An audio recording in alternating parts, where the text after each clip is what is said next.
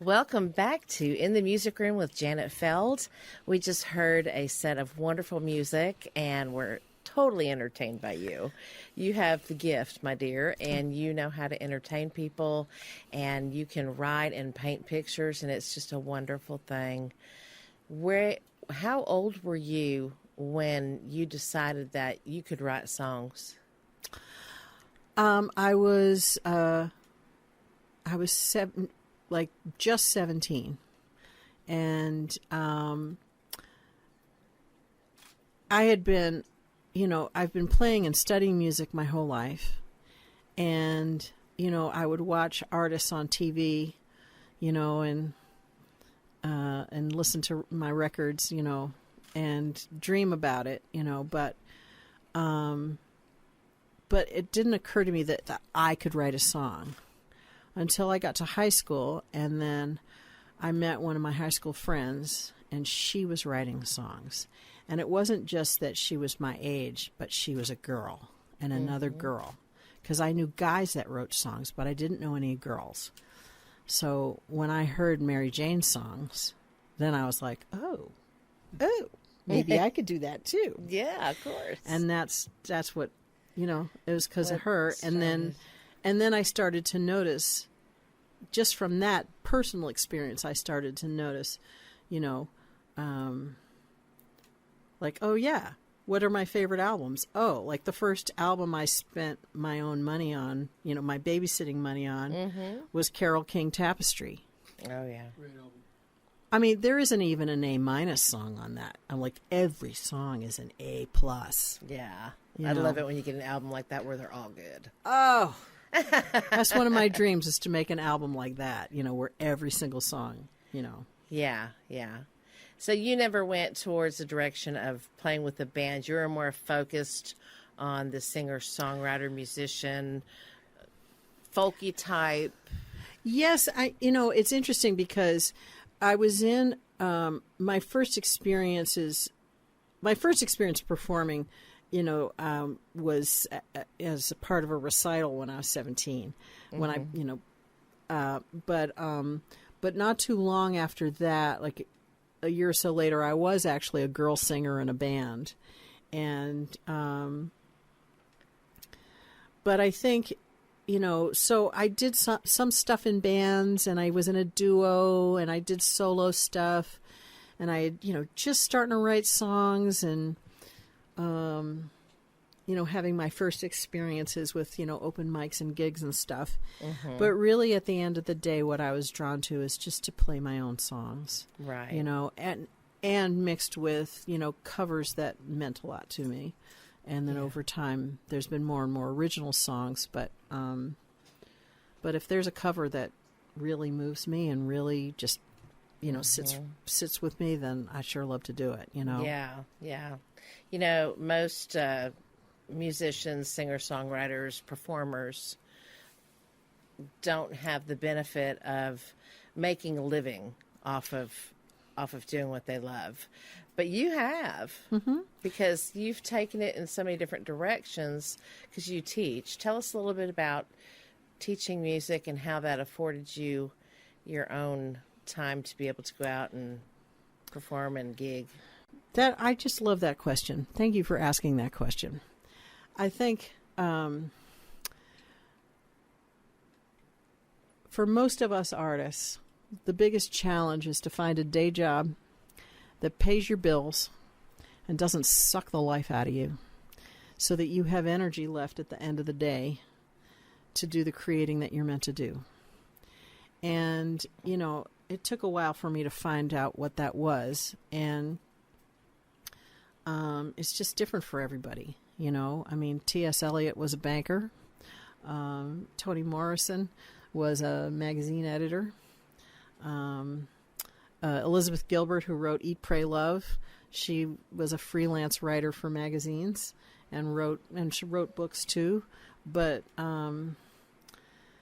she didn't quit her job until like 2 or 3 years after Eat, Pray, Love was released, and then finally, the big money started to roll in, and then she quit her day job. But like, putting the pressure on your art to pay your bills can just suck the creativity right out of you. Not that I learned that the hard way, except that I did. And I learned that back in my 20s when I was first doing this, playing on the folk circuit. And so, but also at the same time I was sort of figuring that out. I had zero plans to become a music teacher, even though I've been playing and studying music my whole life. But starting in the late 80s, about 87 or 88, for the first of many times, someone asked me to apply for a job as a music teacher, kind of like it's my path.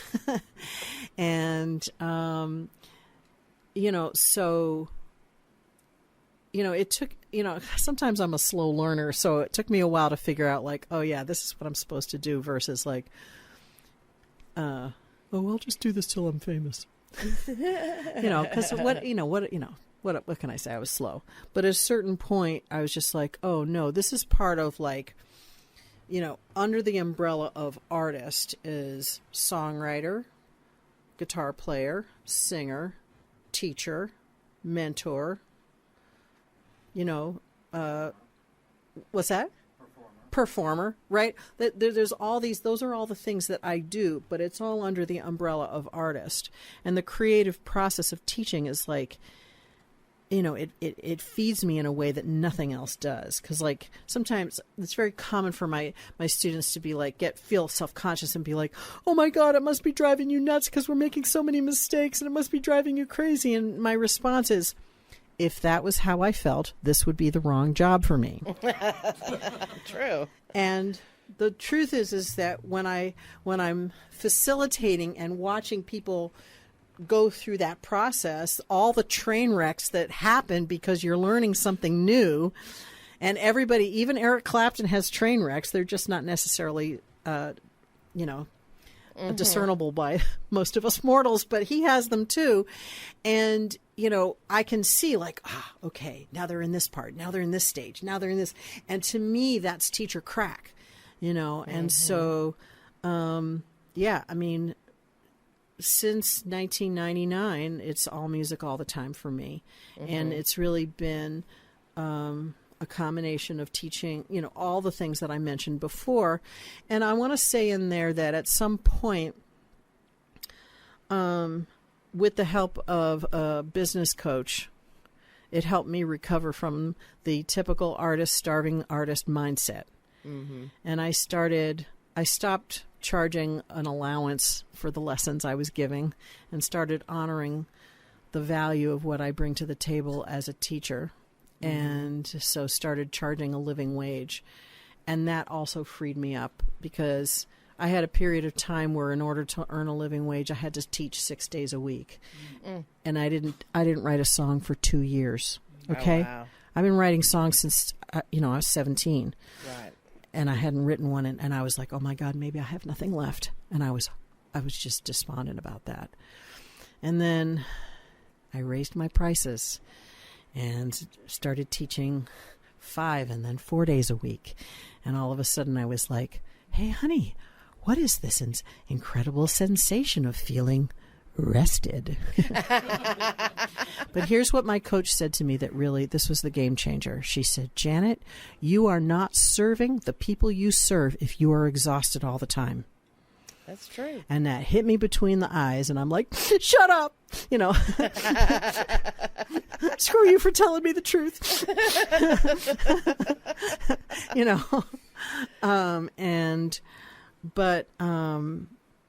But at this point, I didn't know it, but I've always wanted my life to look the way that it does. Because every single day, I teach 4 days a week, and I wake up and I think, who do I get to see today? Yeah. And I have tons of energy. I have tons of energy to, like, help get my students from zero to the fun zone as quickly as possible, and help them over all the normal learning hurdles. Making art is vulnerable. People bring their baggage to the table, right? And it's a very tender space. And so I have this bandwidth I've never had before to help people over that. I mean, I just had this huge breakthrough in the last month there was this student of mine where there was a bunch of exercises that I do to help people get through things like, switching from one chord to another without a pause. It's just what everybody deals with when you're learning to play the guitar. I mean, just putting your fingers in these shapes, like there's just nothing you do in the course of a normal day that's like that. So it's weird, and it hurts your fingers at first, before you have calluses. But the exercises, most of the exercises that I was doing with my other students were actually shutting her down. It was like I was basically triggering her PTSD is what was happening. And which is the opposite of what I want my students to experience. And so I thought, okay, let me try something different. The burden of the learning is always on me. Like if you don't get it, that's my problem. That's my job as a teacher. It's one of the things I love about being a teacher. Let me find the best way to show you, to explain it to you, because I know you can.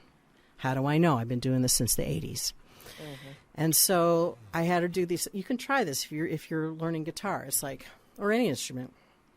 I just had her, it helps her to just sing, because she's a singer and she's confident in her singing. So I had her just finger the chords without strumming while she sang.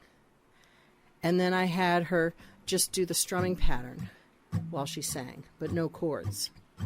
And then I had her do, some of it I thought of myself, and then I talked to my best friend who she was like, oh, yeah, I've been practicing like that since the summer, and it really helped. So she gave me some other things, my friend Esther Friedman. And then I had her just pick out the bass notes and sing. And all of a sudden, she was relaxed, and she played the song. In the last month, she has had more breakthroughs. It's unbelievable. That's great. Yeah. And that comes, but I have the space for that because I'm rested. My bills are paid. Right? Right. And then I have the energy to I'm the boss, so I can cut out this week where I come to Texas and I get to play for you. Okay. How cool is that? Yeah, I was just about to ask you about that. What are your students doing now? Well, I had to have a heart-to-heart with my boss because my boss, otherwise known as me, can be really mean. Aw, meditate. So I had a heart-to-heart with her. So when I'm setting up my, when a student I teach by semester, but I set people's semesters up to leave space for holidays, for vacations, and for tours. Right. So I didn't have to reschedule anybody this week because it was booked in advance that they weren't having a lesson this week. Mm-hmm.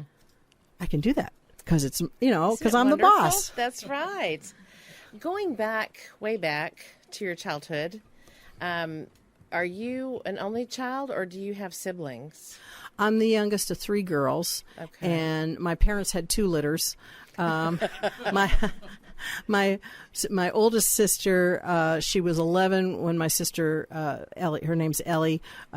She was 11 when my sister Barb was born, and 14 when I was born. And we do like to say we're very appreciative of the fact that she changed our poopy diapers and still likes us. Oh, there you go. So do they have the love of music, and do they play and perform, and are you just the lone? I'm the lone, yeah. My oldest sister, she's retired banker. She was in corporate lending. She was in the public sector before she went to business school. She used to... actually, way back when he was part of the New York State Assembly, she worked for Chuck Schumer. Really? Yeah. Actually, exactly. That's how I feel. Yeah. And I'm a Democrat, dyed-in-the-wool Massachusetts Democrat, but not a big fan. Not a fan of Schumer, no. Yeah. So she was lobbying first for Common Cause, and then she was working for a housing commission or something in New York, and then she became a banker after that. And my other sister, she played guitar when we were kids. That's why I started doing it, because I just wanted to do everything she did. Right. But then she decided, you can have short, pretty nails and play the guitar, but you can't have long, pretty nails. And she was like, no, I'm going to have the long, pretty nails. She was that girly girl. She's more of a girly girl than me, for sure. Has always been. And so she doesn't. But she was, but yeah, she used to do musical theater, and she was a dancer. She was Okay. and she ended up taking a business career path. So she's a retired internal auditor. Right. But she has a background in music and dance and stuff like that, and still always has a subscription to the ballet and has an annual trip to New York to go see some Broadway shows and Yeah. So, but I'm really my mother, may she rest in peace, was a modern dancer and a dance teacher. Okay. And actually, the foundation of my teacher toolbox really comes from her. Yeah. And she was really... What about your dad? My dad was an engineer. He was a mechanical engineer, and but he loved music. He played the accordion. He was from Europe, and so he used to play accordion for us, and loved to sing, and he, it's so funny because but very, very left brain, so like. When I was in my 20s, I'm going to do an imitation of him. I do a really good imitation of him. So when I was it annoyed me back then, but I think it's adorable now and have for a long time. He's like, this is such a mechanical engineer. Jenny, why don't you play the auto harp instead of the guitar? Because then you can just press the buttons instead of playing all those chords. And, I was like, I was in my 20s, so I was like, oh, my God, Dad, How cute. But, I mean, how adorable is that? That's cute. It is. Yeah. Okay, we're going to get a little bit more current, and I want to talk about your involvement with Kerrville. Yeah. I know that Kerrville's near and dear to your heart. I mean, you've got an album called Kerrville Covers. Mm-hmm. And tell our audience a little bit about how that came about. Well, I went to the Kerrville Folk Festival for the first time in 1989. I was in my late 20s, and as happens to many people, songwriters who go there for the first time, I came home like, I have returned from the mountain.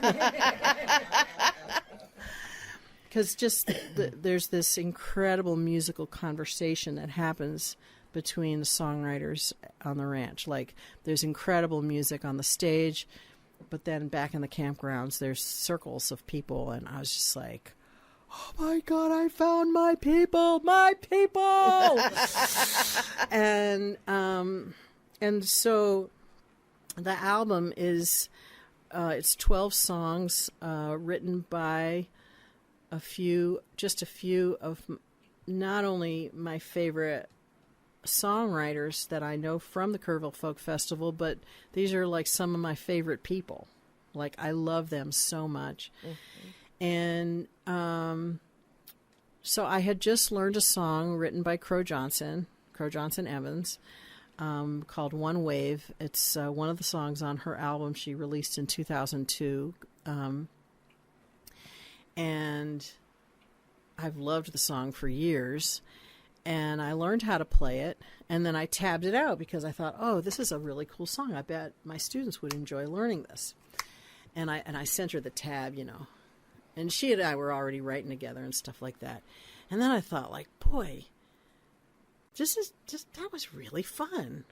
Like, wouldn't it be really cool to learn a bunch of my Kerrville friends' songs? And then, I've got I have a studio in my house, These days, you just need a good microphone and the software, And I was like, so I picked a bunch of songs that I've just always loved, and I learned. It took me about a year to learn all the songs. There's 12 of them, and like the whole process. Like, I would come home from teaching at night. I start teaching in late afternoon and teach through the evening, and I would come home. I teach private lessons these days, and then I teach at a music school in Harvard Square. In Harvard Square. Where you park the car. Well, don't park your car there. You get towed to Medford. Yeah. And but there's a club there called Club Passim, which has been around since the late 50s, since 1958. Joan Baez got her start there. Joni Mitchell, when she was still Joni and Chuck Mitchell, played there. Bob Dylan played there. And then, anyway, it's an incredible place, one of my musical homes, but also there's a music school there. And so a couple nights a week I go to Harvard Square. I take an Uber. I don't park there. I take an Uber. Absolutely. I take an Uber. Now, does your husband go along with you to all these things, or does he just stay at home? You know what? It's really cool. He played guitar already when we met 19 years ago. Mm-hmm. But he'd never written a song, and he only had one guitar, right? So you changed that, didn't you? Well, to be honest, yes. And it just so yeah, this is very cool. So whenever I can, I love to have him along with me. He wasn't able to come on this trip, but he'll be with me at the Kerrville Folk Festival. Nice. I'll be there for a week, and during the second weekend, I'm teaching 2 guitar workshops. One of them is for people who've never played before, and that's on Saturday, May 30th, and on Sunday the 31st, I'm teaching one for people who know how to play and want to make friends with something called bar chords, which guitar players are terrified of generally, but I push all my students in that direction because once you can play them, you can pretty much play any chord you want, and that is unbelievably cool to be able to do. Mm-hmm. But really, it's really focused on, like, I can teach you how to practice to get you there. Mm-hmm. And so I'm very excited about that. But he'll be that. But also, this is very cool. He retired almost 4 years ago. Was it 4 years ago? I think so. Anyway, so since he retired, he's been taking classes at Passim at the music school. Oh, wow. And a couple years ago at Kerrville, he did the songwriter school there. And, because he's retired, he can do things like, practice a whole lot more, spend a whole lot. He does a whole lot to take care of our house and stuff like that. Actually, he's become this is married people romance. When I have students come into the house, he vacuums and sets up the chair and the music stands for me. Oh, wow. I know it. And he's cute. Mm-hmm. I was hoping we could date, maybe get married someday. Yeah. I think you already did that. Yeah. But well, that's funny that he's taking... No, I think it's good that he's taking the classes and stuff. Mm-hmm. But isn't it kind of ironic that you're the teacher, but he's taking classes from somebody else? I'm sure it's hard for him to for you to teach him because you're so close. Well, you know what? I do teach him from time to time, but I think it's better when he learns from other people because I think for him, he feels he's kind of shy, and I always tell him he's so calm. I'm like, honey, you are like the perfect guy for a recovering neurotic Jewish girl. Opposites attract. Totally. Because he's an introvert and he's really quiet, and so I think sometimes he'll feel, I'm happy to teach him anytime, and sometimes I do, and I love it, Yeah. But I think sometimes it can be intimidating for him, and not because of anything. I'm really nice, but it doesn't. But it's the pressure he puts on himself, right? And so it's been really, really wonderful for him to learn all sorts of things and learn ways of practicing and stuff like that from other people. Because it's given him the space to just find his own voice. Mm-hmm. And then the other thing is that he's taken, one of the things that they do at the Passim School of Music is they have ensemble classes. So he's taken a whole bunch of ensemble classes, which has given him the practice of playing with other people, which is something he never did before. Okay. And so there's things that And that really built his confidence. And so it's been a really nice addition to our relationship, where like he now has the confidence to like sit out in the backyard on a nice day and play music with me. Yeah. Because he didn't. It was really because he didn't feel confident. I mean, making art is vulnerable. It is what it is. Right. You know, so Well, it it's sounds been like great. He's really growing, and you guys are going to even grow more together, and Yeah. hopefully you'll tour together one of these days, you know? Well, I mean, he plays with me sometimes. He plays harmonica, and so I have a couple of blues songs that he'll play harmonica with me, and then he has some songs that we've got some songs that he plays that we've worked up where I'll sing harmony with him and stuff like that. Mm-hmm. So we'll see. You know, That's so cool. I'm just really happy that he's now written a couple songs that he's going to sing at the campfires, which is so wonderful. Yes, absolutely. Really good songs. Okay, and looks like you're playing at Martin's Music Cafe in a couple of days here. Mm-hmm. So if you're in Dallas, everybody, just hop on by and go listen to some great tunes. She's really, really good. I wanted to thank everybody again for tuning in and listening. Janet, it's been amazing, and I look forward to you coming down here again and us recording some more of your songs. Oh, thank you so much for having me. I really appreciate it. You bet. And thanks to all of you guys. You guys are awesome.